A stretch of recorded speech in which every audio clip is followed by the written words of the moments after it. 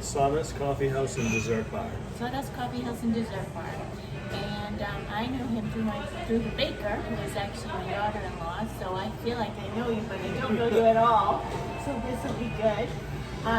What is your last name? Champagne. Champagne. Pete Champagne.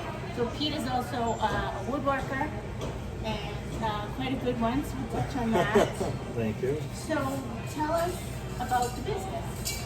So it's foremost a coffee house. The idea is just a place to come in and hang out. Very spacious, homey, inviting is what I went for.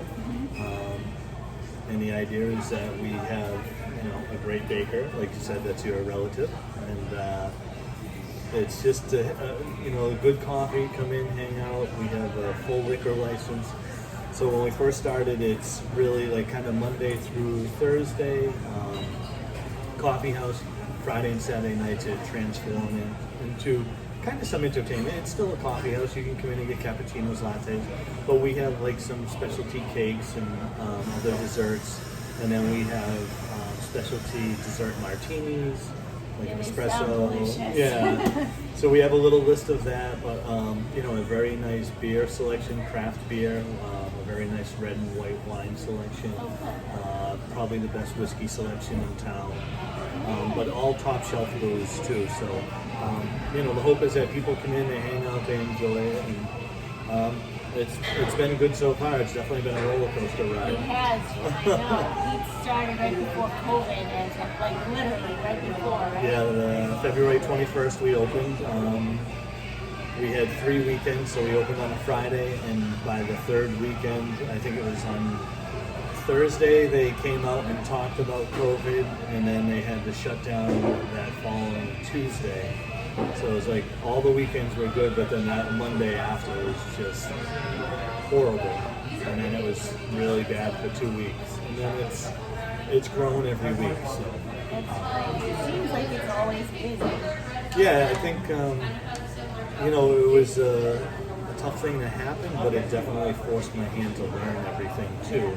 And I think it's made me stronger in this business, and I think it's made my employees stronger. And I think it gave us a little more sense of community and just about like the whole local scene.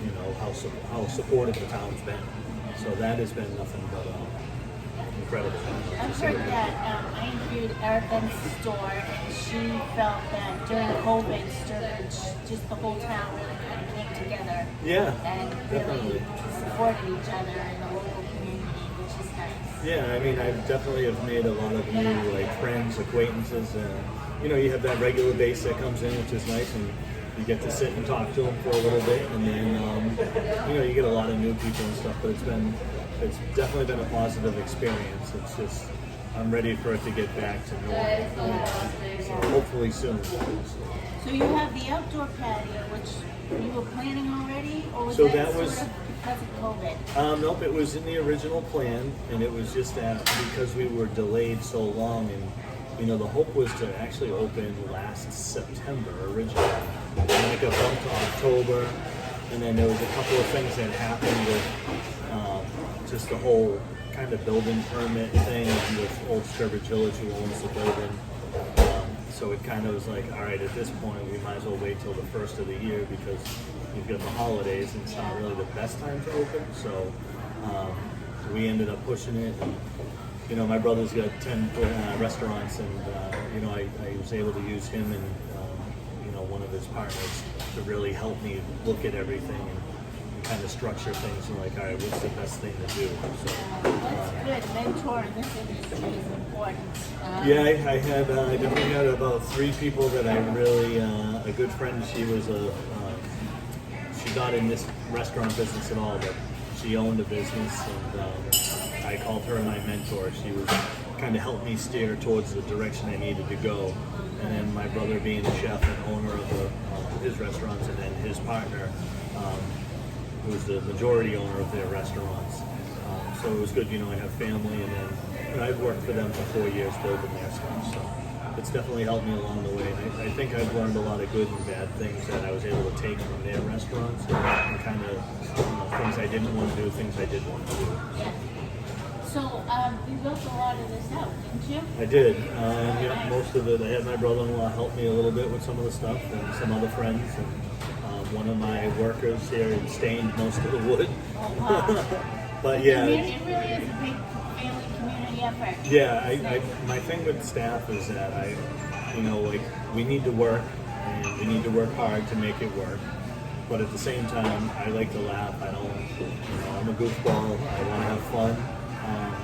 When we have to work, we work. But at the end of the day, it's you want to be able to hug and love the people that you work with and enjoy them. And I think we have that right now. I think we have a good staff. So it's important to have the right people in place. Yeah.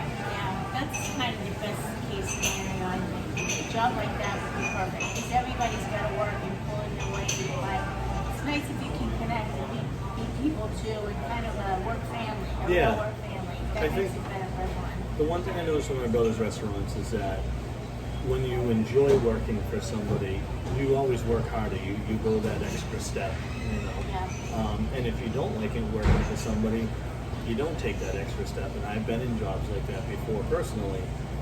And you want to go the extra mile, and then for other people you don't. And I think if you treat people right and try to pay them fairly, and there's little things that I try to do for the employees, to make life easier here, because it's not the typical job. You say, well, it's lunchtime, I want to sit and have a lunch break. It's like, no, you can't right now. No. You kind of eat when you can, but I try to give them a free meal so that they're not Nice. paying anything for one meal for the day, and they get free coffee and water and stuff and soda. So I try to do the right things to make it like, oh, at least I don't have to go buy lunch.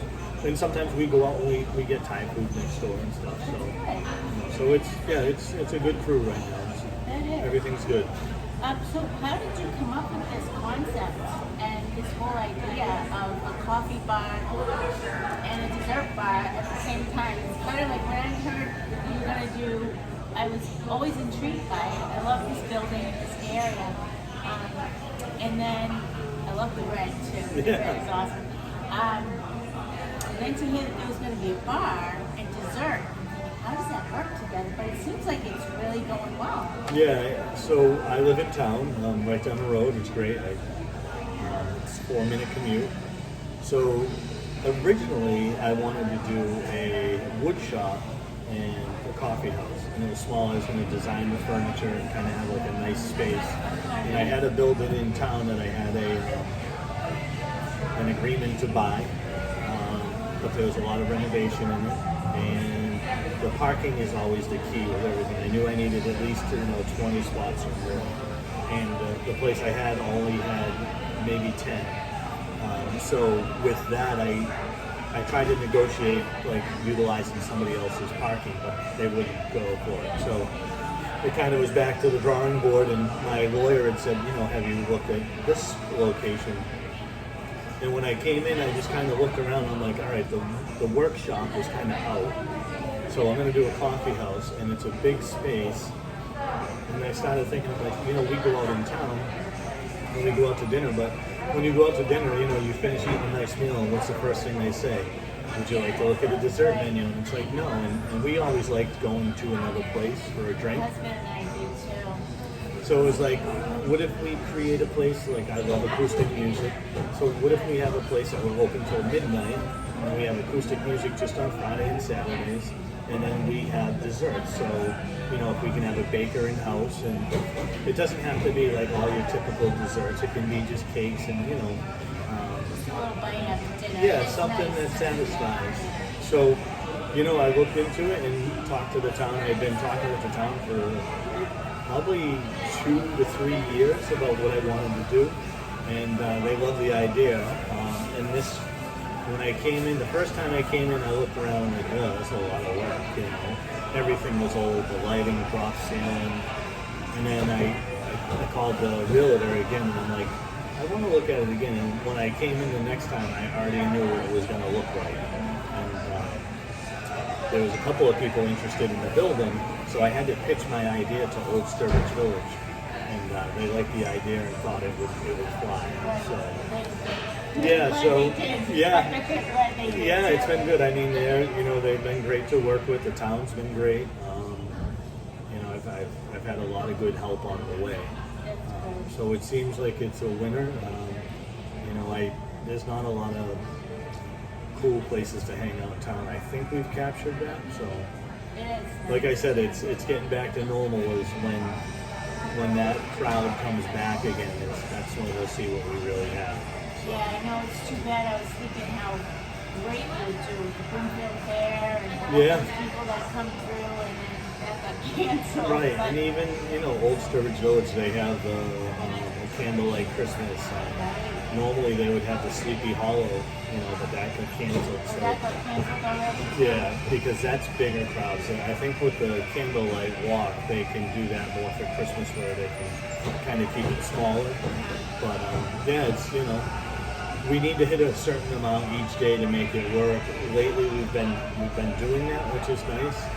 But it's it's just a numbers game. Everything in cost of goods is probably 10 to 15% has gone up on everything, from food to anything plastic, your to-goes and stuff. So it's a struggle. I don't take a paycheck really. But, soon, I hope soon. Yeah.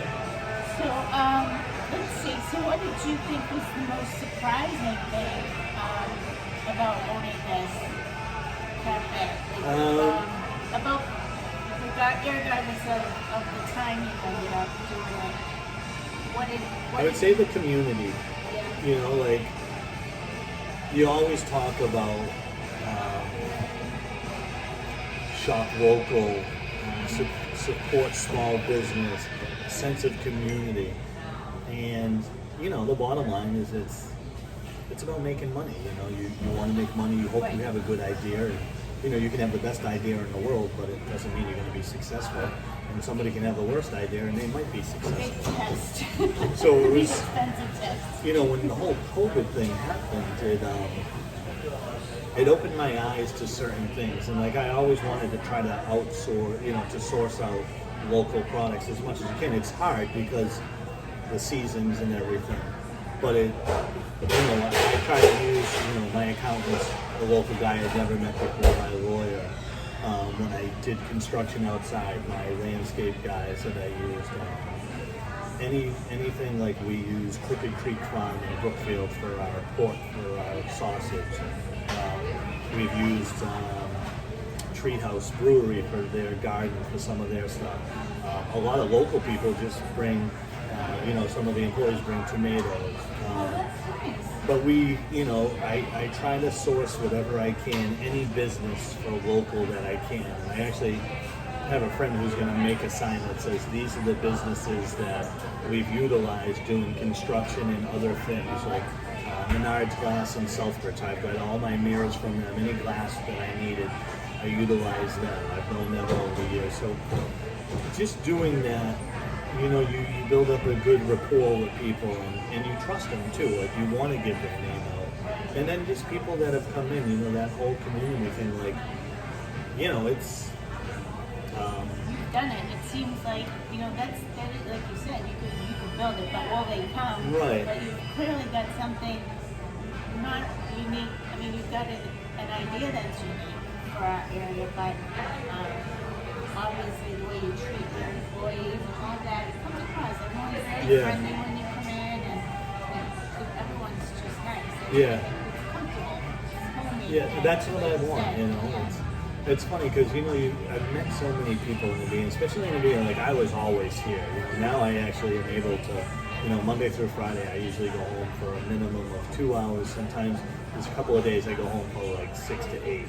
And then, come back, close up, or I bartend on Friday nights. But it's been emotional, I've met so many people. I really do value the people I've met that support, that come in and the regulars, it's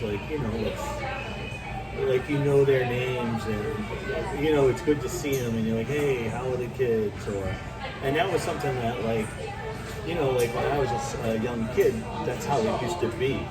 And then it just seemed like things kind of got odd, and you started locking your house, and things changed over the years. But in here, I feel a sense of that again, where you just, I have friends that come in the morning, and I go down and I sit at the end of the bar, stand there, and I talk to them while they're at the table, and It's they send their friends in, and so it's been nice, But it's a business, and it's up and down sometimes, but I wouldn't change it. That's for sure. I'm glad I've done it. It's just it's been a struggle here and there, and but it's great. I got For a great people. restaurant, for the restaurant industry, I think it's not good advice because it's not easy to do this. My brother said, "Hey, you're doing good." So, Yep. and he's a great person to talk to. He's given me some really good advice over the last couple of months.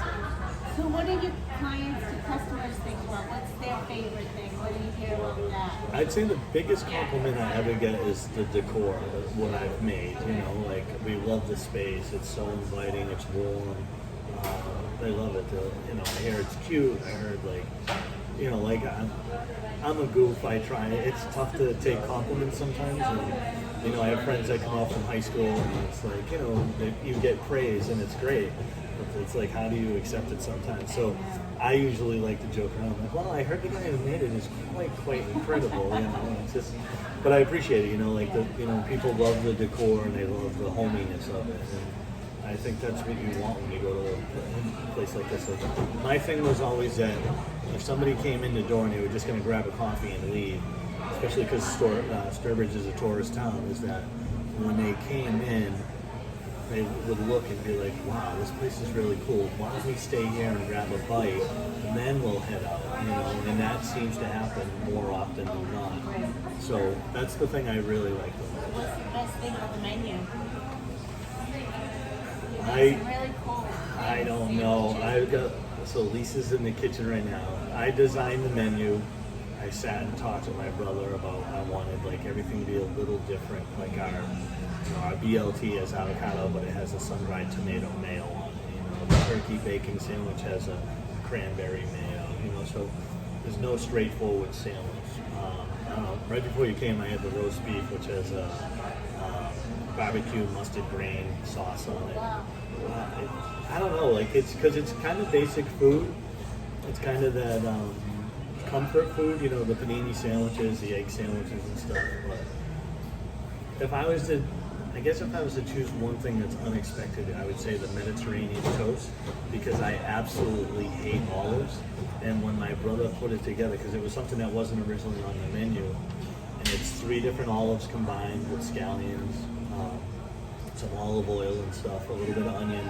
So he had, pureed it and put it together, and he came out. I'll never forget. He's like, we're here testing in the kitchen, and he's like, here, take a bite. I'm like, no, I hate olives. You know that. He's like, I know you do. Just taste it. I'm like, no, I hate olives. He's like, please just taste it. And I took a bite. I was like, oh my god, that's incredible. He's like, just that thing. And I'm like, is this your older brother? Yeah, he's 5 years older. So. And it's whipped feta on the toast with that little medley of olives on it. It sounds delicious. It is good. It's one of those things, So what's your favorite thing to do out and about? Where exactly, tell us first about your family. This isn't a business family. Yeah, so I'm married. I have a wife. I have 2 beagles, the dogs, and that's basically my life. Those dogs. It's a little easier on you than Yeah. So I live 4 minutes down the road, so it's nice. I can run home in the day and walk them. My parents actually moved out this way when we first built our house out here, and so they live probably 5 minutes from here, which is nice. They've been taking care of me for 52 years, and now I get to take care of them. So they come in and have there's only 3 people they get for free stuff all the time. My wife and my parents, So we come in and have coffee. Everyone knows who they are. They go and sit, and then we wait on them. So they'll come in and have lunch and stuff. So I love that. yeah. So they're they've been so they're out here, which is nice. And now it's kind of my turn to take care of them. And then I have 2 other brothers, one who owns the restaurants, and then I have an older brother, Dennis, who lives in Auburn still. So He's not in around. Yeah. That's good. That's good. So, what do you like to do when you're out and about? I don't. Favorite restaurant or favorite? Kaizen in town and Baba. I like the duck too. We kind of jump around. We go to Sturbridge Seafood. We know a lot of people, so we try to give each of them support because they all come here. And then I don't really do much. I work all the time. You're in the business. Right now, I've got a lot of woodworking projects for people because I got back into that again. I bought some new machinery at home for my little shop, and so I'm doing some of that. But otherwise, like, we have a nice yard and just trying to get caught up on stuff. But I would say anything we do, like a couple of weekends a year where we go away. We're actually going away in the beginning of October, just for like to a B&B up in Vermont. Both Sunday through Tuesday. So nothing but kind of a homebody, you know, and just there's a lot of stuff. When I started doing this, I was building one of my brother's restaurants out too at the same time. And I was doing like probably 100 hours a week. So a lot of stuff at home I need to kind of get back to. And just from, you know, yard work and, you know, some maintenance on the house and stuff. So I've been able to start catching up on that, which is good. I had a question in there and I totally forgot it. So, I don't know how you find time to do woodworking, but I understand as a creative person that sometimes it's an outlet and it's really nice. You get some of your best thoughts when you're being creative. Yeah, definitely. I have a lot of stuff at home that, you know, like I don't tend to draw stuff out or like a CAD program say, oh, I'm going to do this. I tend to just think about it, and I look at something and I see and say, oh, this would be a cool project. You know, I've got a glass tabletop that we bought outdoor furniture. The tabletop came and it was busted. So finally, a year later, we got a glass tabletop in the mail, and I'm like, oh, I know what that's from. We never used it, and I'm like, oh, that would make a great coffee table. I also have a piece of bluestone from when I did some stonework at the house that when I saw it in the pile, it's like a 42 by 42 inch square. A little bit of angular, you know, kind of a little symmetry shape to it. But I looked at it, I'm like, that would be a great coffee table. So I have some unique wood at home and some stone and other things for projects I want to build and bring them in. And I think the stone coffee table, I might do a raffle here again and sell tickets for it and do like 100 tickets, and then whoever wins it wins it. The only thing is it's really heavy, but it's a really, really cool looking piece. I've done one before. Thank you. Well, really great work, and I see you in raffles and things. How's that been going? Great, everyone. They're fun, you know. The cutting boards people love. I have 6 more at home. All I have to do is finish sanding them. So I have a new sanding machine that's smaller. I just have to finish setting it up. So my hope is by Monday, the latest, it's set up. And then by the end of next week, I should have those cutting boards here. And then I can start making more, you know. Who won the coffee table? He had a great coffee table he was raffling off a couple weeks ago.